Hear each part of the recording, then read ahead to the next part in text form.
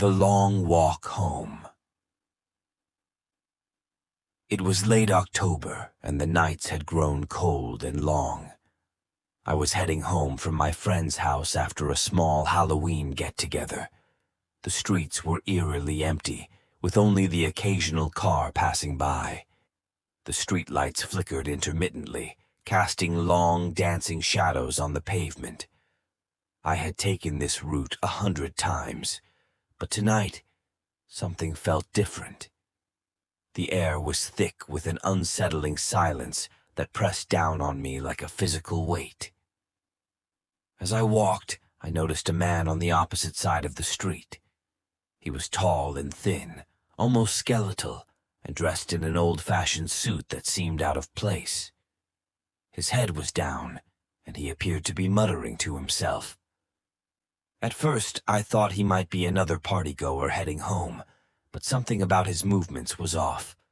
They were jerky, almost mechanical, as if he was a marionette controlled by an unseen hand. I quickened my pace, the sound of my footsteps echoing in the empty street.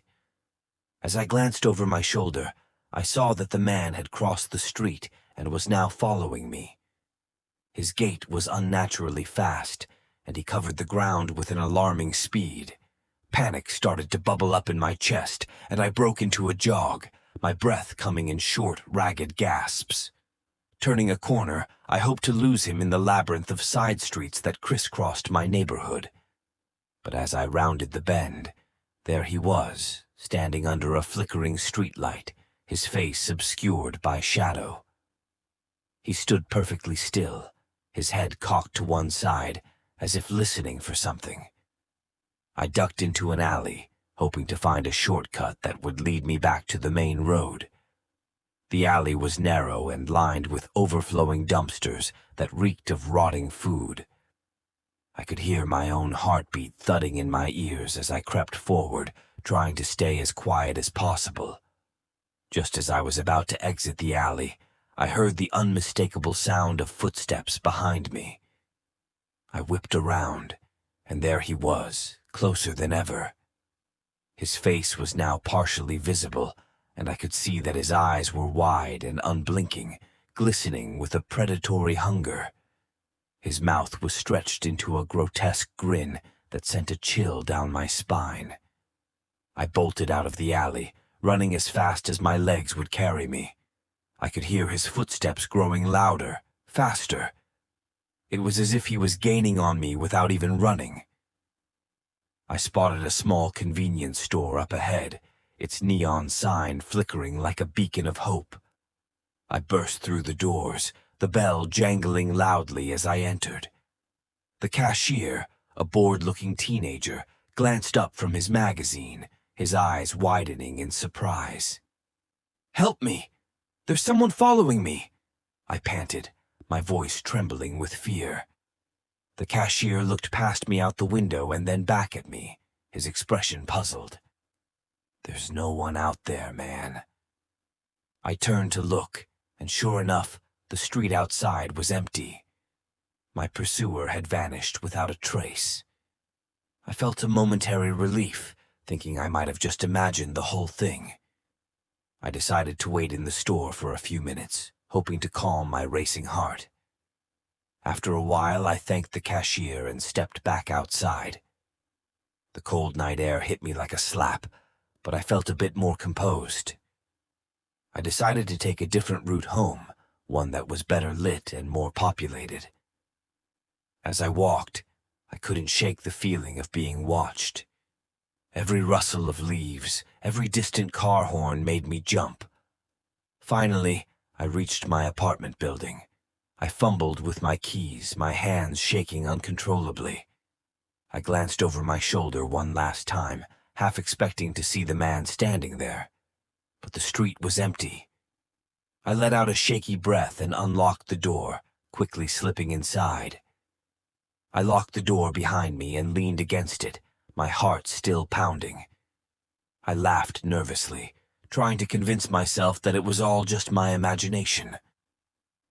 I headed to the bathroom to splash some water on my face.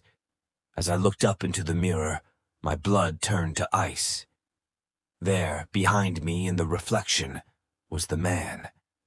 His eyes were wide and hungry, his grin impossibly wide. I spun around, but the bathroom was empty. I looked back at the mirror, and he was still there, closer now, reaching out for me. I stumbled back, tripping over the edge of the bath mat and falling hard onto the tiled floor. Pain shot through my elbow, but I barely felt it over the sheer terror that gripped me. I crawled out of the bathroom, slamming the door behind me. For the rest of the night, I sat in the corner of my living room, clutching a kitchen knife, my eyes glued to the bathroom door. Every creak of the floorboards, every groan of the pipe sent a fresh wave of fear through me. I didn't sleep at all, too afraid to close my eyes. The next morning I called a locksmith to change all the locks and had a security system installed. I tried to go about my life as usual, but I was constantly on edge, always looking over my shoulder. The feeling of being watched never left me, and every time I looked in a mirror, I half expected to see that ghastly face staring back at me. A few weeks later, I couldn't take it anymore.